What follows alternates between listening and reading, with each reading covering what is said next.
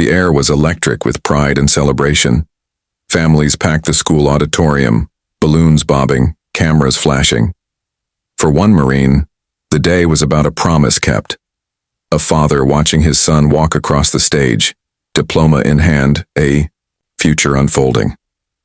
He sat alone, quietly beaming, the rigid posture of military discipline still etched into his frame, though time had weathered his uniform into civvies. Then 2 security guards approached. "Sir," one said, tone flat but firm, "we need you to come with us." The Marine blinked, puzzled. "What for?" "No disruption," the other guard added. "We've had complaints." It didn't make sense. He hadn't shouted or moved. He was there to support his son, nothing more, but he stood, not out of guilt, out of training, out of dignity. As he gathered his things, a hush began to fall over nearby rows. People were noticing. The Marine's son hadn't crossed the stage yet. At the back of the auditorium, 4 men stood. They weren't in uniform, but they carried themselves with a precision that made their background unmistakable. Navy SEALs, brothers in arms, they recognized the walk, the stance, the restraint, and they recognized the wrong. One stepped forward. "Is there a problem?" His voice was calm but carved in stone. "Private matter," one guard muttered. "Please step aside." Another SEAL joined the first, then the rest. A silent front. "You're removing a decorated Marine during his son's graduation? For what?" The guards hesitated, eyes darted to the crowd, murmurs were growing, phones were out. The narrative was no longer theirs to control. "Complaints," the guard repeated, flustered now. "About him making people uncomfortable." The SEALs exchanged glances. Then one of them, broad-shouldered, eyes like cold steel, turned to the crowd. "This man served this country with honor. He bled for the freedoms we're supposed to be celebrating here. And now he's being asked to leave for making someone uncomfortable." Silence spread like a wave. Someone stood. Applause broke out, then another, and another. Within seconds, the auditorium erupted, not in chaos but in recognition. Not just of a father's presence, but of his sacrifice. The guards backed away. No order was given. No confrontation ensued. They simply disappeared into the crowd, now unwilling to stand on the wrong side of that moment. The Marine returned to his seat. His shoulders relaxed. His son walked across the stage minutes later, scanning the crowd until he found his father. Their eyes met. No words passed between them. None were needed. The 4 SEALs stood quietly in the back, fading into the crowd once more. They didn't stay for the photo ops. They didn't need a spotlight. What they'd done wasn't for recognition, it was for principle. Because sometimes, silence speaks louder than orders. Sometimes, standing still is the bravest move in the room. And that day, the Marine didn't stand alone. After the ceremony ended, families surged forward, laughter and celebration filling the space.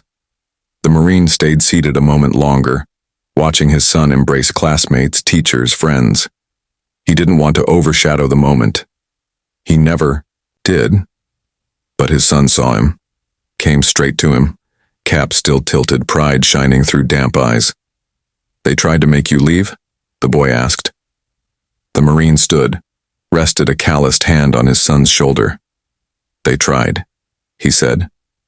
"Didn't succeed." The son looked toward the back of the room, where the 4 SEALs were already heading for the exit. No fanfare, no chest pounding. Who were they? The Marine's eyes followed their path. "Brothers," he said. "Didn't need names." Outside, the air was thick with sunset and the scent of barbecue smoke from neighborhood grills. Across the parking lot, parents posed their children for photos in front of makeshift banners. Graduation caps were being tossed in the air like dreams, but word of what had happened inside was already spreading. An older woman approached the Marine. "Sir," she said, a hand gently placed over her heart, "I just want to say thank you for your service and for today. I saw everything." "I appreciate that, ma'am," he replied modestly. "No," she insisted. "You stood with grace. We saw it. Our kids saw it." Then came others. A father in a Union jacket. A teacher who'd retired but returned to see her last class graduate. Even the principal, visibly uncomfortable with what had transpired, offered a quiet apology. Protocol doesn't always mean right, the Marine said simply. But owning mistakes, that's a start. The apology wasn't expected, but it was accepted. Meanwhile, those 4 SEALs had reached their truck. One paused and looked back.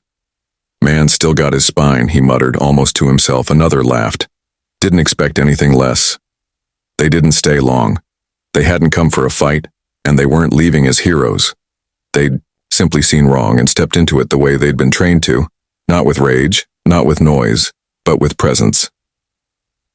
That night, the Marine sat at the kitchen table with his son. The diploma lay between them like a bridge built over generations. "You think things are different now?" the boy asked. The Marine sipped from a chipped coffee mug. "Different? No.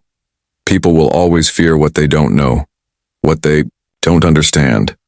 Then what was the point? The Marine set the mug down gently. "The point," he said, "is that today you walked that stage. I stayed in that room. And 4 men reminded everyone what honor looks like." He smiled. "That's enough." Outside, fireworks began cracking in the distance, leftover noise from nearby celebrations. But inside, there was only quiet. The kind of quiet earned by standing tall when sitting down would have been easier. Because respect isn't something you demand. It's something you carry. And on that day, in a room full of witnesses, a silent act of solidarity shouted louder than any anthem.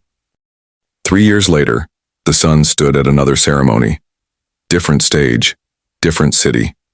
This time at a military commissioning ceremony. His name echoed across the field as he marched up in full dress blues, the crowd rising in applause. His chest bore a nameplate, crisp and new, but the history behind it ran deep. Second Lieutenant, United States Marine Corps. He didn't look to the crowd at first.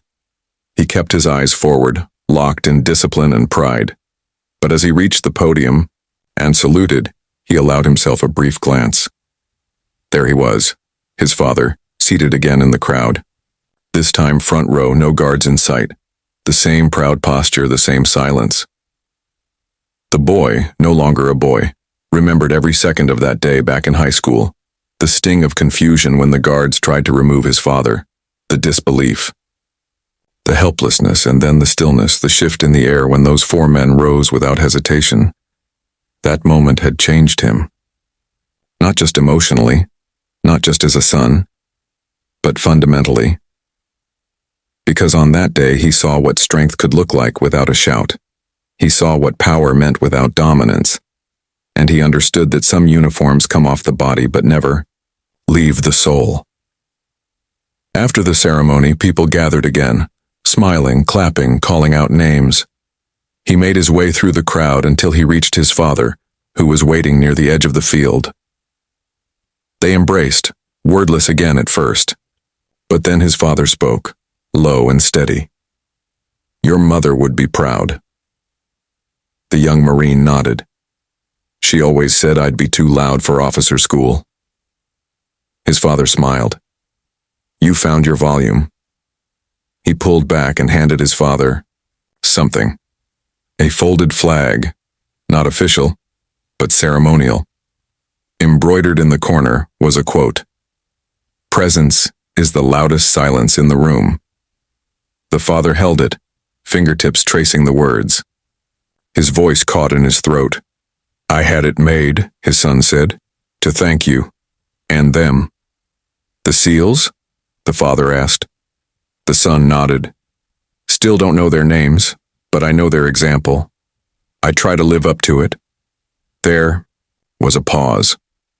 "You already have," the father said. Later that week, the new officer visited the old high school. The auditorium hadn't changed much. Same wood paneling, same creaky chairs. He stood in the back where the SEALs once had. A teacher recognized him. "Back again?" "Just visiting," he said. "I remember your graduation. That moment." She trailed off. "We all do. It taught some of us more than a textbook ever could." He nodded. It taught me too. Before he left, he placed a small plaque near the back wall. Just a simple brass engraving, unnoticed by most unless you looked for it. It read, "To those who stand without needing to be seen, you are not forgotten." Then he walked away, spine straight, head high, not because he was trying to make a point, but because he'd learned what it meant to carry a legacy. Not one written in books or carved in stone, but one passed down silently, through action, through presence, through the refusal to let dignity be dismissed. And sometimes, that's all it takes to change a room, a life, a future. One moment of standing still, together. Years passed. The young Marine became a seasoned officer. He deployed twice, led men through storms, both the kind made of sand and fire, and those built from bureaucracy and politics. His file grew heavy with commendations, his shoulders with responsibility. But through it all he carried one constant, the memory of that graduation day, and the silent line of SEALs who taught him what it meant to stand for someone when it wasn't easy. It wasn't just a memory. It became a compass. When a junior, enlisted Marine was wrongly accused during a base altercation, he didn't look at the politics, he looked at the posture, the silence, the facts. He intervened. When a local community near the base clashed with Marines over a miscommunication at a cultural event, he stepped in, not with orders, but with presence, listening, steady, unshakable. And when a young recruit froze under pressure, during field training riddled with self-doubt, he didn't bark or belittle.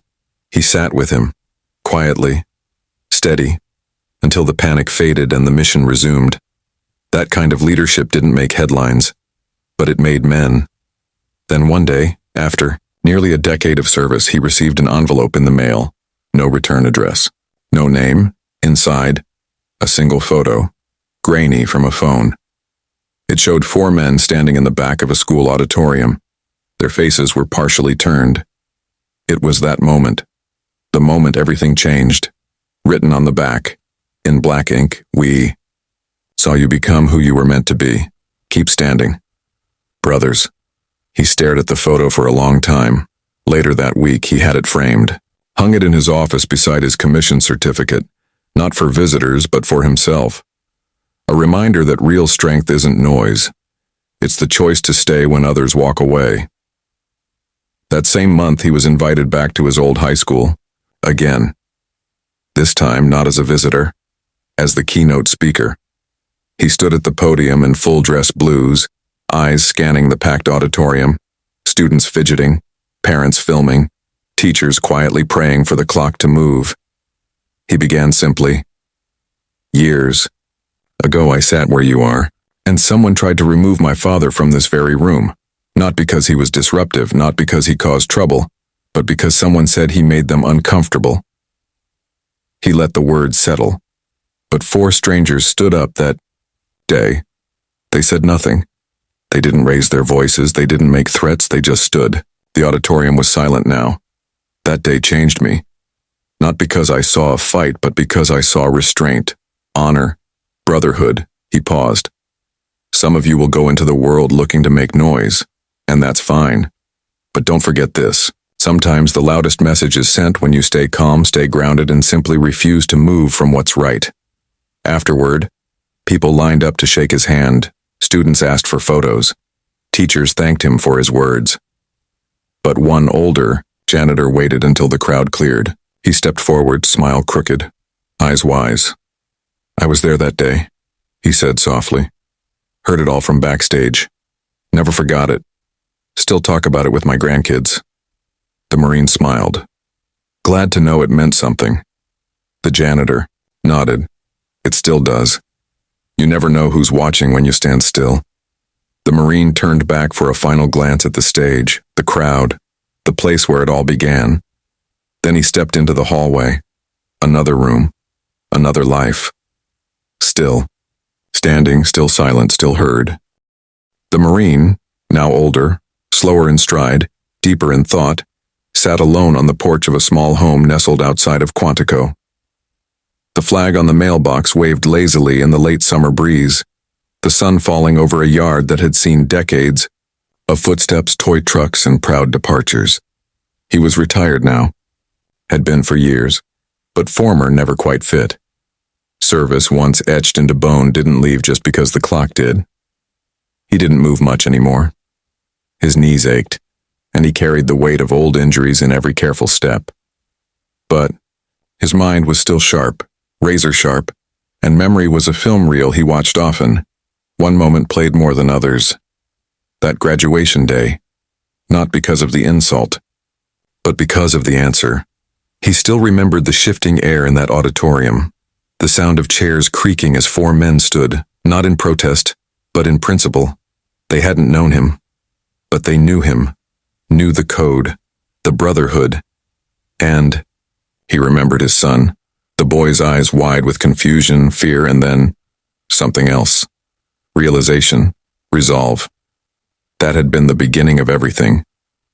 Now that boy was a man, a leader, decorated, respected, not just for his rank, but for how he wore it.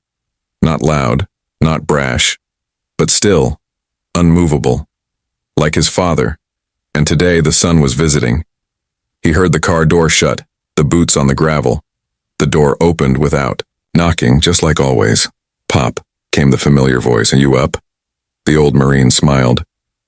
"Been up, just sitting." His son sat beside him on the porch swing, still in partial uniform, fresh from a ceremony at the base. He carried something, a small package, carefully wrapped. "Got something for you," the son said. The father raised an eyebrow. "You already gave me the flag, remember? This one's different." He handed it over. The elder Marine unwrapped it slowly. Inside was a folded piece of cloth, an old graduation program, yellowed by time. Tucked inside, a photo, the same one he'd received, anonymously years before, the 4 seals standing in the back of the auditorium. But now, beneath it was a second photo, a different room, another auditorium. This time, his son at the podium. Behind him, 4 young Marines in dress blues, standing silently in the back row. The torch had been passed again. The father studied it long and hard. His voice cracked slightly. "Heard you gave a speech." "I did." "Said anything worth remembering?" The son grinned. "Only what you taught me." There was silence, then, the kind that didn't need to be filled. The kind between warriors, between generations, between men who understood that leadership wasn't always loud, and real strength didn't need to announce itself. Finally, the father spoke again. "You know, I used to wonder if that moment, that day, would follow you in the wrong way. Mark you." The son looked at him. "It did, but not the way they thought." The father nodded slowly. "Good." They sat there as the sky faded into twilight, the swing creaking gently under their weight. No speeches, no medals, just 2 Marines, bound by blood and something deeper. Before the sun fully vanished, the son stood. He looked out across the yard, toward the flag at the mailbox, then back at his father. "I'll be heading out again next month," he said quietly. The father met his eyes. "Then go steady, and don't forget, I know." The son smiled. "Sometimes the best thing you can do is stand your ground." Silent, unshaken, the father smiled. "Proud, whole. You've done more than stand, son. You've led." The younger man gave a final nod, then walked toward his car, boots crunching gravel with the confidence of a man who carried something bigger than himself, and the Marine watched him go. Older now, but never small. Because legacy isn't always carved in granite or written in history books. Sometimes it's built in silence and passed down, one stand at a time. Another decade passed. The Marine, the father, was gone now. He passed in his sleep, an old warrior finally at rest, the battles of life and memory laid down for good. The funeral was quiet, just the way he'd have wanted. A flag-draped casket. A folded triangle handed to his son.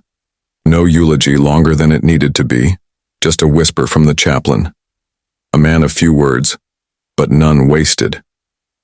The son, now a lieutenant colonel, stood graveside, the flag tight in his hands, eyes locked ahead. No tears, not yet. Grief would come later, in private. For now there was duty, there was legacy. But something unexpected happened that day, after. The service ended and the crowd dispersed. A young woman approached in uniform, sharp, composed, her rank barely out of officer training. Her hand trembled slightly as she saluted. "Sir," she said, "may I speak freely?" He nodded. She paused, searching for the right words.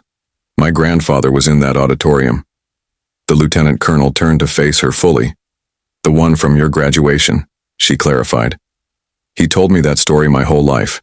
He wasn't military, just a school janitor, but he said it was the first time he understood what real service looked like. Quiet. Firm. Right there in front of everyone." The officer's throat tightened. She continued. "He used to say, 'That day, I saw a man get asked to leave for who he was. And then I saw men stand for him, not because they were told to, but because they couldn't not stand.'" She held out something small, an old brass button dulled with age. "This fell off your father's coat that day." He picked it up, kept it all these years. The lieutenant colonel took it with reverence, held it like it was a medal. "Thank you," he whispered. "I wanted you to know," she said. "That moment, it didn't just shape you. It shaped a whole chain of people. My grandfather, my parents, me." She saluted again. "We don't forget the ones who stand when others sit." She turned and walked off into the distance, another silhouette joining the legacy. Later that year, the lieutenant colonel returned to the high school one final time. It was being renovated, modernized. The old auditorium was being torn down, but not before one last event, a community farewell. He walked the old floor, hand brushing over the armrests, eyes scanning rows where time had once frozen. In the back, where 4 seals once stood, he found a new plaque installed in the wall, commissioned by the school board without his knowledge. It read, "Here stood 4 silent men, not to speak, but to defend, not to be seen, but to bear witness." Their stillness echoed louder than injustice. May all who pass here remember the strength of presence, the courage of restraint, the legacy of one moment. He stood in front of it for a long time. As the crowd filtered into the room for the final ceremony, a group of students entered, ROTC cadets, some in freshly pressed uniforms, some nervous, others trying to look tough. One young cadet broke off from the group and approached him. "You're the Marine, right?" "From the story?" "I am," he said gently. "My dad told me about you. He said you taught him that standing doesn't always mean fighting. It can just mean refusing to sit down." The Marine nodded, a slight smile forming. "Exactly." "Can I ask something, sir?" the cadet said. "How do you know when it's time to stand?" He paused, looked the kid in the eye. "You'll feel it," he said. "Right here." He tapped his chest. "It won't be loud, but it'll be clear. And when that moment comes, don't wait for permission. Just stand." And then, for the last time, he took a seat in that room. Not to be honored, not to be remembered, but to remember. To witness the passing of quiet courage into the hands of the next. Because that's the truth of legacy. It doesn't ask to be seen. It waits to be carried. And someone, somewhere, always picks it up. Years later, a conference hall in Washington, D.C., not military, not political, civilian, quiet, focused. It was a symposium on ethics, leadership, and public service. Not the kind that made headlines, but the kind where foundations were laid. Future. Presidents, CEOs, teachers, and soldiers sitting side by side, hearing what the textbooks could never teach. The keynote speaker was announced simply, Cole, Retta, David E. Rourke. The room didn't erupt in applause. They didn't know the name, not really, but they would. He stepped to the podium, older now, slower, wearing a simple suit. No medals, no rank, just presence. He began, not with a biography or a resume, but a story. One day during my high school graduation, 2 guards asked my father to leave. They didn't raise their voices, they didn't use force, just a quiet request, rooted in fear masked as formality. He let the silence do the work. But 4 men stood. Navy SEALs. No protest, no words, just presence. They didn't need to shout. Their stillness was enough. He paused. That moment shaped every leadership decision I've ever made, not because it was dramatic, but because it showed me this. You don't need noise to make history. You just need to stand still when it counts. He told the story in its fullness. Not romanticized, not exaggerated, just real, human, felt. And by the end, the room wasn't clapping. They were thinking, because the power of the story wasn't in what happened, but what it meant. Afterward, attendees approached him one after another. I'm a public defender, I needed to hear that. I teach high schoolers. I'm going to tell that story next semester. My father never talked about his service, but I think I understand him now. And then someone else approached, a senior staffer from a Department of Defense task force on leadership development. We're redesigning the ethics curriculum for officer training, she said. We want to use your story, officially, with your permission. He hesitated. It's not mine, not really. It belongs to all of us who believe in standing for what's right, even when no one tells you to. She smiled. That's exactly why it needs to be part of the program. Within a year, that story, once just a memory in a high school auditorium, became a case study at Annapolis, at West Point, at community colleges. It became a short documentary, a written lesson in leadership textbooks, the story of a Black Marine, his son, and the 4 silent men who stood for them. It inspired a scholarship fund for first-generation service members' children. It was cited in policy briefs about ethical command decisions. It was even performed as spoken-word poetry at youth summits. And still, through all of it, the man behind the story kept returning to one truth. It wasn't about him. It was about what one act, rooted in dignity, executed in silence, could do when witnessed by others. One day, near the anniversary of his father's passing, he visited the new high school, rebuilt now, modern, polished. But in the foyer, behind a pane of clear glass, stood a replica of that original plaque. Here stood 4 silent men, not to speak, but to defend. Their stillness changed a room. Their courage changed a boy. Their example changed a future. He stared at it for a long moment, then turned and saw a young girl in Drautisi uniform reading it aloud to a friend. That's the one I told you about, she said. The quiet stand story. He didn't interrupt, didn't introduce himself. He just smiled, turned away and walked down the hall. Another silent man, still moving, still steady, still seen. Because the truest kind of influence never demands the spotlight. It simply stands and lets others follow. 25 years later, a group of cadets stands in formation under the sharp Virginia sun. Their uniforms are crisp, boots polished, backs straight. They've just completed their first field leadership assessment, a trial that tested everything. Grit, judgment, discipline, restraint. They are bone-tired, mentally spent. But they're waiting, because tradition demands it. At the end of every cycle, the most promising cadet is pulled aside, quietly, no fanfare, no speech, just a nod, and a small, weighty object placed into their hand. Today, it's Cadet M.L. Thompson. She's 19, small, wiry, underestimated. But she's outperformed every single cadet, male or female, in endurance, decision-making, and cohesion under stress. And more importantly, when another cadet faltered under pressure, she didn't lecture. She didn't abandon. She stayed, got him through the mission, quietly, calmly. A commander approaches her now, eyes cool, unreadable. He places something in her palm, a weathered brass button. She looks up. He simply says, "Rourke Protocol. You've earned the story." Later that night, around a low fire pit reserved for the final debrief, The cadets sit in a loose circle.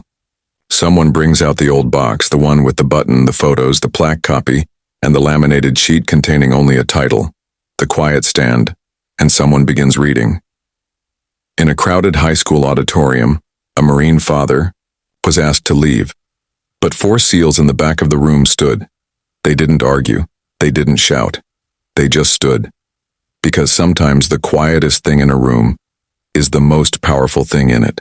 As the story unfolds, the fire crackles, but no one speaks. Cadet Thompson listens, eyes fixed on the flames. And when the story ends, the commandant, now older himself, trained in the legacy, asks the room a question that's been passed down year after year. What made them stand? The answers are always different, but Thompson just says, because silence isn't the absence of power, it's the proof of it. Heads nod, the lesson lands. She fingers the button in her hand, knowing it's not a prize, but a burden, a reminder. A lineage, because this isn't just a tale anymore, it's a teaching, a tradition, a test of who will stand, not when it's easy, not when it's popular, but when it's necessary. Far away in a quiet museum exhibit reserved for unsung acts of heroism, that same story sits behind glass. No spotlight, no pedestal, just a black and white photo, a coat button, and a small plaque with 6 words, "They stood," so others would remember. And people do.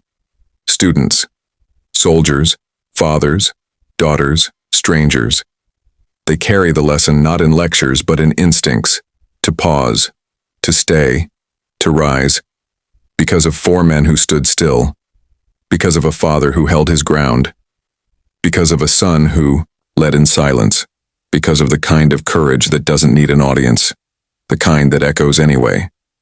And now, a new generation hears it, feels it, honors it, and they rise, one by one, silently, steadily, together. 5 years later, Arlington. It was early, just after dawn. The cemetery was quiet, the kind of stillness that doesn't feel empty, but watched.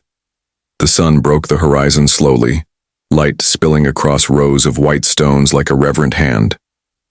Lone woman stood at a grave. Her uniform bore the new insignia of command. Lieutenant Commander M.L. Thompson. Her expression was composed, but her eyes carried a weight beyond her years. She knelt before the headstone. Lieutenant Cole David E. Rourke's son, soldier, father, witness. Sometimes the best thing you can do is stand your ground, silent, unshaken. She placed something gently at the base. The brass button, still weathered, still whole, and beside it her officer's coin, new, gleaming, engraved with the same 6 words. They stood, so others would remember.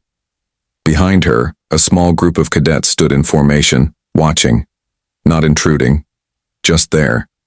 She turned, to face them, hands behind her back, wind moving the trees, the flag snapping once in the distance.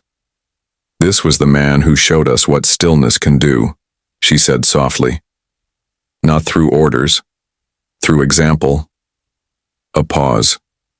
The wind stilled. Again, legacy isn't what you leave behind, it's what others choose to carry forward. She looked at the cadets, fresh, green, yet already shouldering more than most would understand. You are the carriers now, she said. Not of his name, but of the moment, of the principle. She stepped back, gave one final salute, and then walked past them. One by one, without speaking, each cadet stepped forward. Not to take photos, not to perform, but to place something at the grave. A patch, a coin, a folded letter, a torn piece of cloth. And then they stood in a line. No one told them to, they just did, straight-backed, eyes forward like the 4 SEALs had, like Rourke had, like Thompson had. Silent, unshaken, and in that moment, the legacy became more than memory. It became ritual. It became code. It became alive. Because generations will forget the words. They'll misquote the speeches. They'll lose the records, but they will not forget what stillness looks like. They will not forget what it means to stand when the world stays seated. They will not forget the quiet, and they will not forget the Marine. The sun. The story. The stand.